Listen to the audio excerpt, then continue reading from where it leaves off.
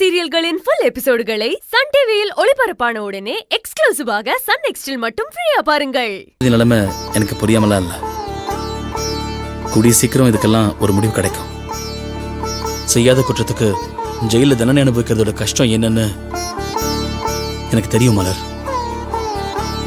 கொலகாரங்கிற பொய்ப்பழிய என் மேல சுமத்தும் போது நான் எப்படி கூனி குறுகி ஒவ்வொரு நிமிஷமும் செத்து பொழைச்சேனோ அதே மாதிரி தானே இப்ப சந்தோஷக்கும் இருக்கும்.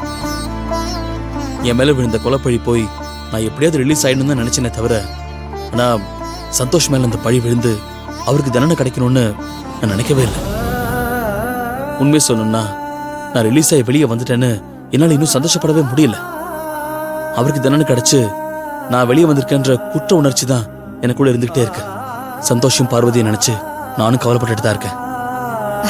அப்படியெல்லாம் யோசிச்சு கவலைப்பட்டுட்டு இருக்காத அர்ஜுன். இப்போ சந்தோஷ் மாமாவை எப்படி ரிலீஸ் பண்ணி கூட்டிட்டு வரணும்னு மட்டும்தான் யோசிக்கணும்.